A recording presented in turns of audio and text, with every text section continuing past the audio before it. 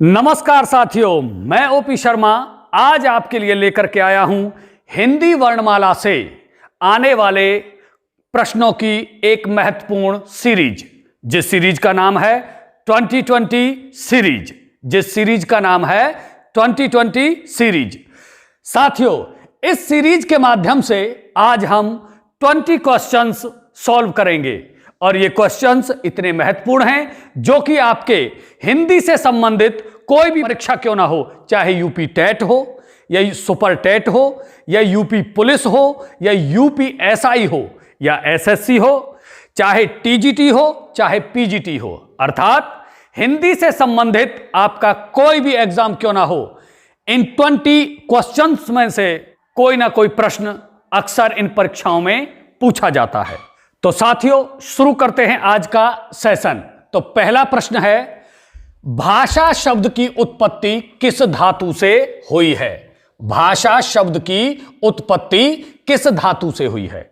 यहां पर साथियों हमें समझना होगा कि धातु किसे कहते हैं। धातु क्रिया के मूल रूप को धातु कहते हैं। क्रिया के मूल रूप को साथियों धातु कहते हैं। तो क्रिया का जो मूल रूप है, जैसे लिख, खा और जा, इनमें यदि हम, और इसी तरह भाष है, लेकिन हम अगर इन तीनों में ना प्रत्यय जोड़ दें तो क्रिया का प्राथमिक रूप बन करके तैयार हो जाएगा। साथियों, जा में अगर ना प्रत्यय जोड़ दिया जाए तो जाना, और खा में ना प्रत्यय जोड़ दिया जाए तो खाना, और आपका लिख में ना प्रत्यय जोड़ दिया जाए तो लिखना, और इनके अर्थ हो गए जाना, खाना और लिखना। और यहां पर है भाष। भाष धातु का अर्थ क्या होता है साथियों? प्रकट करना। और भाषा की परिभाषा क्या है? भाषा की परिभाषा है कि भाषा वह साधन या माध्यम है जिसके द्वारा हम अपने विचारों को प्रकट करते हैं, अर्थात अपने विचारों का आदान और प्रदान करते हैं। इसीलिए भाषा शब्द की उत्पत्ति भाष नामक धातु से हुई है। भाषा शब्द की उत्पत्ति भाष नामक धातु से हुई है। तो ऑप्शन हमारा ए सही है। अगला प्रश्न है साथियों, अगला है, वर्णमाला किसे कहते हैं? वर्णमाला किसे कहते हैं? ऑप्शन में दिए गए हैं स्वरों के समूह को, तो नहीं कहते। व्यंजनों के समूह को नहीं कहते। शब्दों का संकलन, यह भी नहीं है। साथियों, वर्णों का क्रमबद्ध समूह, वर्णों का क्रमबद्ध समूह ही वर्णमाला कहलाता है। जैसे अ से लेकर के श्रमिक तक का जो क्रमबद्ध समूह है वो हमारा क्या कहलाएगा? वर्णमाला। तो ऑप्शन हमारा डी सही है। साथियों, अगला प्रश्न है कि वर्णमाला के मूल वर्णों की संख्या कितनी है? वर्णमाला के मूल वर्णों की संख्या। मूल वर्ण कौन कौन से होते हैं साथियों? स्वर और व्यंजन। स्वर और व्यंजन। तो इससे पहले हम ऑप्शन को देखेंगे। इसमें दिया गया है डी में 33, तो 33 तो हमारे होते हैं व्यंजन। इसमें दिया हुआ है 11, तो 11 क्या होते हैं? हमारे स्वर। और ये दिया गया है 52, तो 52 क्या होते हैं? हमारे समस्त वर्ण। समस्त वर्ण हमारे 52 होते हैं। लेकिन प्रश्न क्या है? मूल वर्णों की संख्या। तो साथियों, मूल वर्ण हो गए 33 व्यंजन और 11 स्वर, यानी कि 44। तो ऑप्शन हमारा ए सही है। ऑप्शन हमारा ए सही है। अगला प्रश्न है साथियों चौथा, हिंदी वर्णमाला में मूल दीर्घ स्वर कौन कौन से हैं? मूल दीर्घ स्वर। तो मूल दीर्घ स्वर कौन कौन से हैं साथियों? तो मूल दीर्घ स्वर ए में दिया गया अ, ई, उ। तो इनमें हमें पता है अ और ई और उ हमारे ह्रस्व स्वर हैं। यहां पर दिया गया है ओ, औ और ई।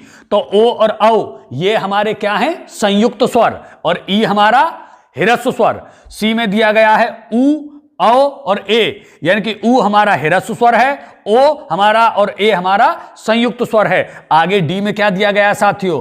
बड़ा आ, बड़ी ई और बड़ा उ। हमें ज्ञात रखना है कि मूल दीर्घ स्वरों की संख्या केवल 3 है। वो कौन कौन से हैं? बड़ा आ, बड़ी ई और आपका बड़ा उ। तो ऑप्शन हमारा डी सही है। अगला प्रश्न है साथियों आपकी स्क्रीन पर, निम्न में से सजातीय स्वर कौन सा है? सजातीय, पहले सजातीय का हमें अर्थ समझना होगा, क्योंकि शब्द में ही उसकी परिभाषा और उसका अर्थ छिपा हुआ होता है। साथियों, सजातीय का अर्थ है स्वयं की जाति से जिन स्वरों का निर्माण हुआ है वे हमारे सजातीय स्वर कहलाते हैं। वो कौन कौन से हैं साथियों? औ का निर्माण किससे हुआ है? अ से और छोटे औ से। तो ये दोनों अलग अलग वर्ण हुए। अब इसमें देखना है बड़ा आ, इसका निर्माण किससे हुआ है? छोटे आ और छोटे आ से, छोटा आ और छोटे आ से।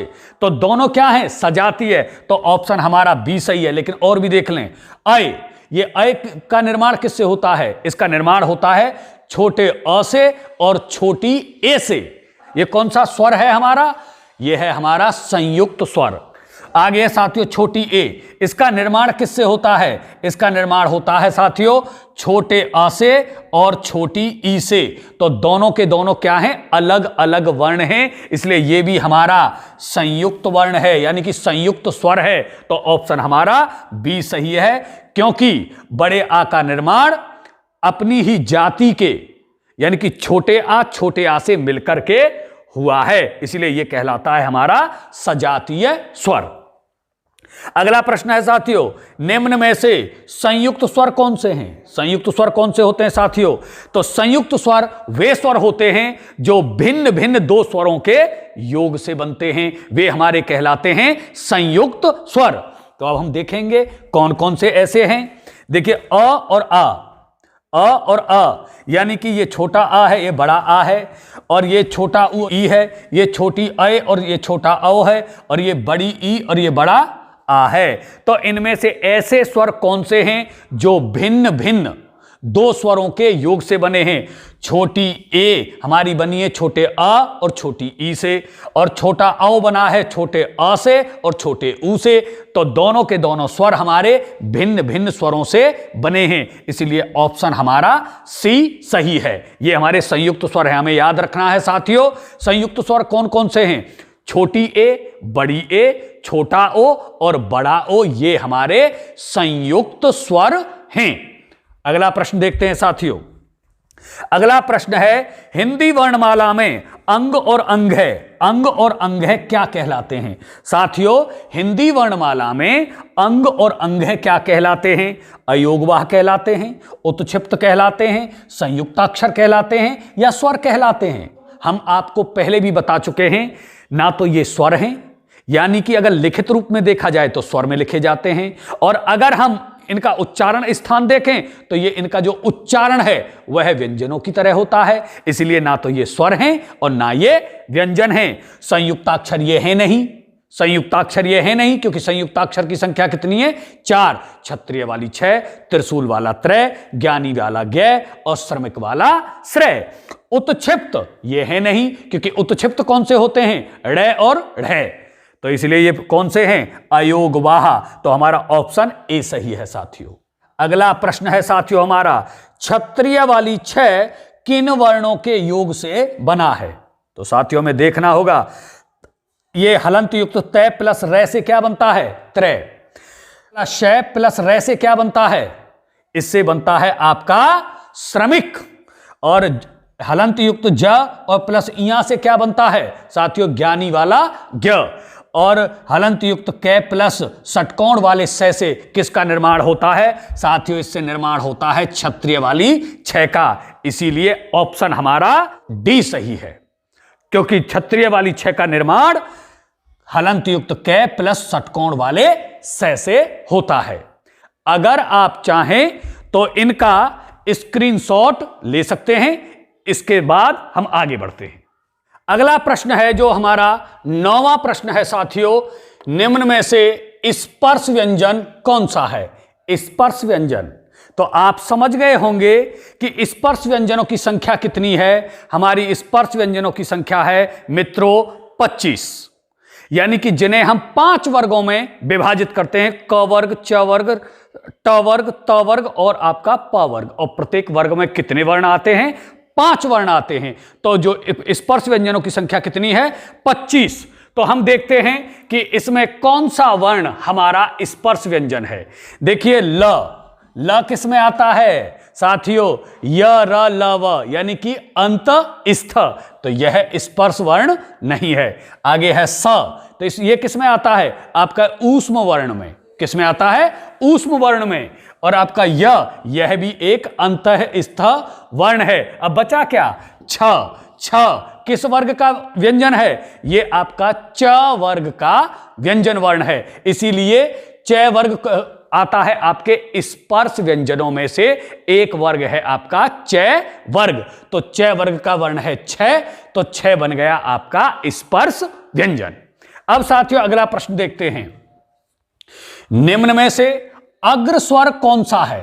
पहले अर्थ समझिए। अग्र स्वर ऐसे स्वर जिनका उच्चारण हमारी जीभ के अगले भाग से होता है। तो साथियों देखते हैं वो कौन सा है। यह है आपका अ। तो अ का उच्चारण कहां से होता है? मध्य भाग से। तो यह है हमारा मध्य स्वर है, अग्र नहीं है, मध्य स्वर है। आ, इसका उच्चारण मुख के पिछले भाग से होता है। तो यह कौन सा स्वर है? पश्च स्वर है।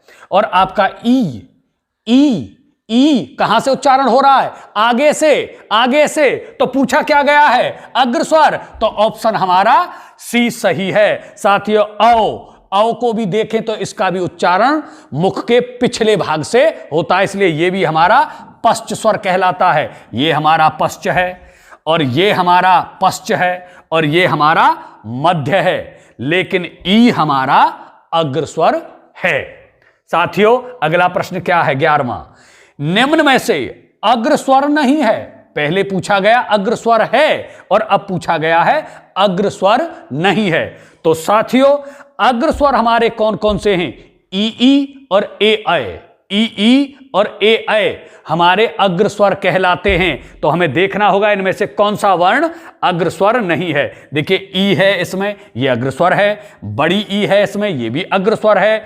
छोटी ए है इसमें, वो भी अग्र स्वर है। लेकिन अ कौन सा स्वर है? ये हमारा मध्य स्वर है। यह है हमारा मध्य स्वर है, क्योंकि यह मुख के मध्य भाग से उच्चरित होता है। इसलिए ऑप्शन हमारा डी बिल्कुल सही है। साथियों अगला प्रश्न क्या है?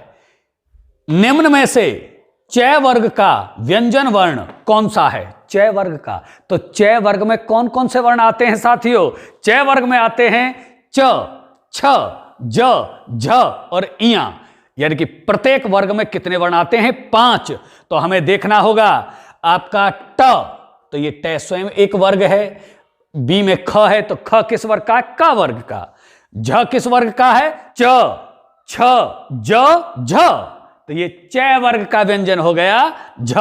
तो ये ऑप्शन हमारा सी सही है, क्योंकि डी में द दिया गया है। तो द किस वर्ग का है? ये आपका त वर्ग का है। त, थ, द, तो इसीलिए हमारा सी ऑप्शन बिल्कुल सही है। साथियों अगला प्रश्न है हमारा आपकी स्क्रीन के सामने।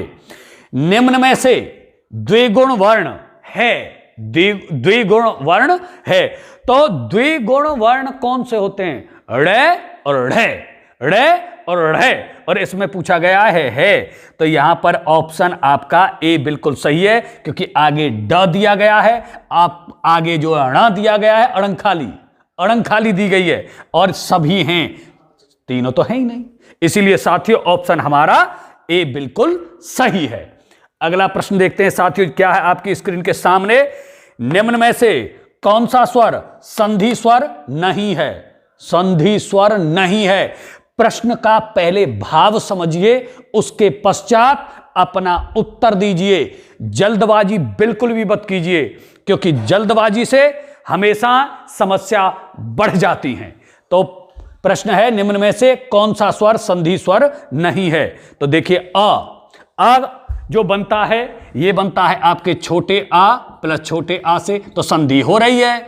आपका बी है ए, तो ये बनता है आपका छोटे अ से और प्लस छोटी ई से, तो इसका मतलब संधि हो रही है। सी है आपका बड़ी ई, यानी कि ये बनता है छोटी ई प्लस छोटी ई से, तो संधि हो रही है। लेकिन ऊ, ये जो छोटा ऊ है, इसमें संधि नहीं हो रही है। इसीलिए ऑप्शन डी हमारा बिल्कुल सही है।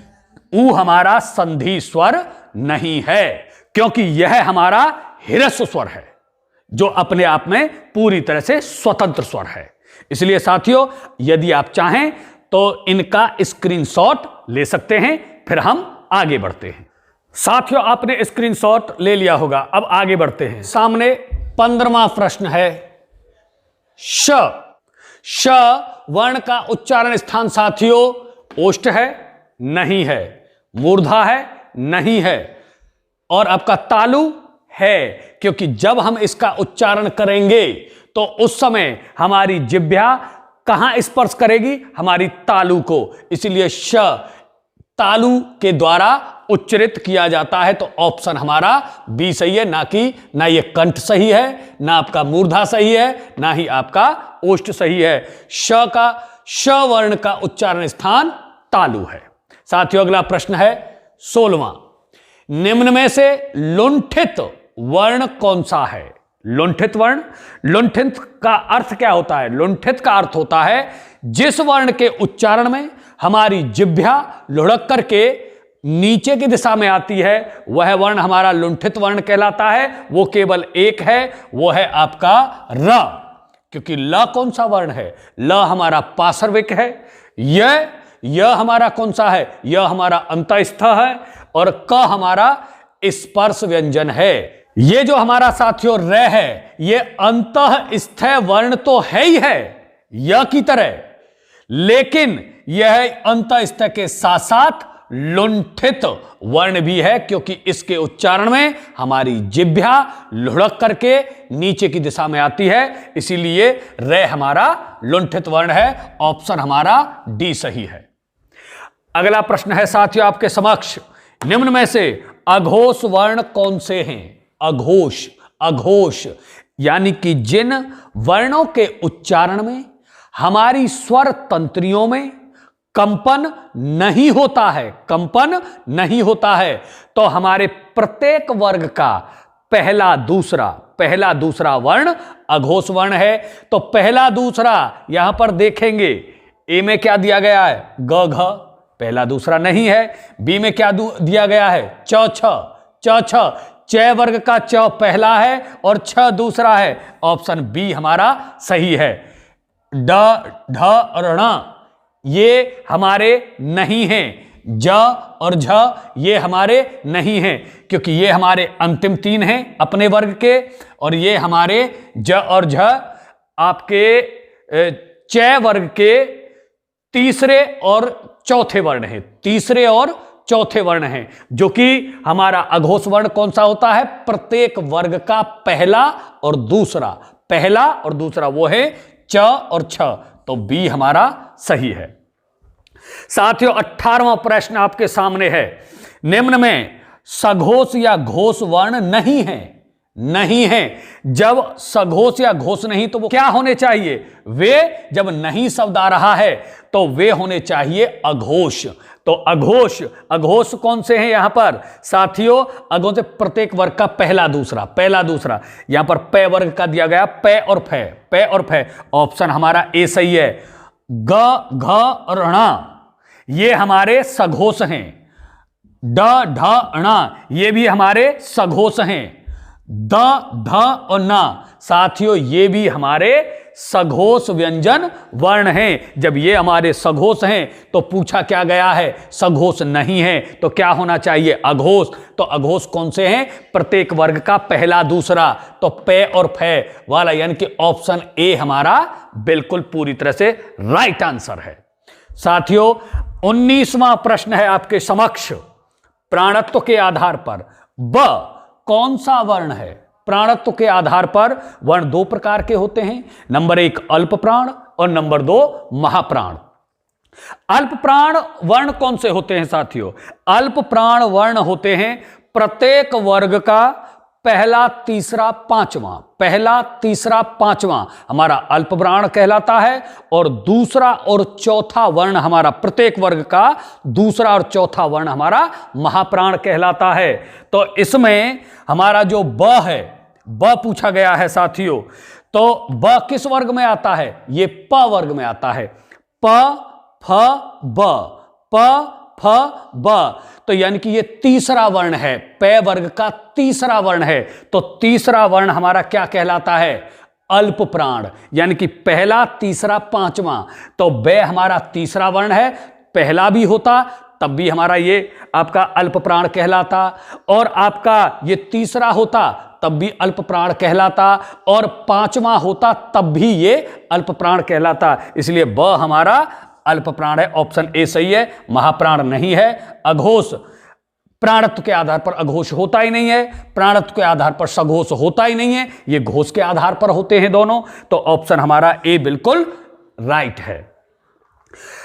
अंतिम क्वेश्चन आज की सीरीज का साथियों, निम्न में से कौन सा वर्ण अनुनासिक है? अनुनासिक, अनुनासिक का अर्थ क्या होता है साथियों? मित्रों, अनुनासिक का अर्थ होता है कि नाक के पीछे से, अनु माने पीछे, नासिका माने नाक, नाक के पीछे से उच्चरित होने वाले वर्ण हमारे अनुनासिक कहलाते हैं।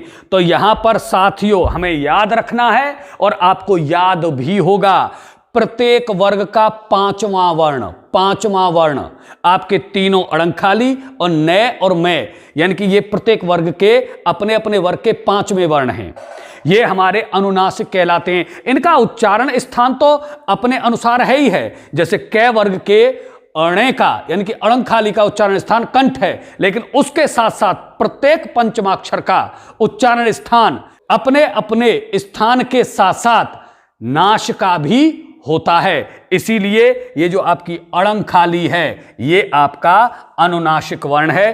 क नहीं है, च नहीं है, प भी नहीं है, क्योंकि इनके अपने अपने उच्चारण स्थान हैं।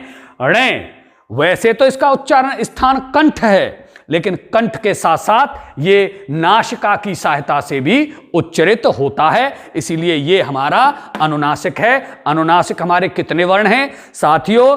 प्रत्येक वर्ग का पंचमाक्षर आपका अनुनासिक वर्ण कहलाता है, और एक आपका स्वतंत्र रूप से जो अतिरिक्त वर्ण है अनुनासिक अ, जिसका वर्णन हम पिछले वीडियो में विस्तार से कर चुके हैं।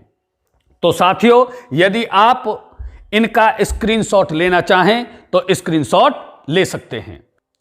मित्रों, ये जो हमारी सीरीज है, इस प्रकार की सीरीज हमारी लगातार समय समय पर चलती रहेंगी, और आपको बिल्कुल भी परेशान होने की आवश्यकता नहीं है, क्योंकि आपको पूरे ज्ञान का अनुभव कराने का प्रयत्न पूरी ईमानदारी और निष्ठा के साथ मैं करता रहूंगा। लेकिन आपको भी मेरा सहयोग करना पड़ेगा। ज्यादा से ज्यादा सब्सक्राइब कीजिए चैनल को, वीडियो को लाइक कीजिए और उस पर कमेंट भी कीजिए। तो साथियों, आज का सेशन यहीं पर समाप्त होता है। अगले वीडियो के साथ जल्दी ही उपस्थित होंगे। जय हिंद, जय भारत, जय माता की, जय श्री कृष्णा, जय गुरु बजरंग बली।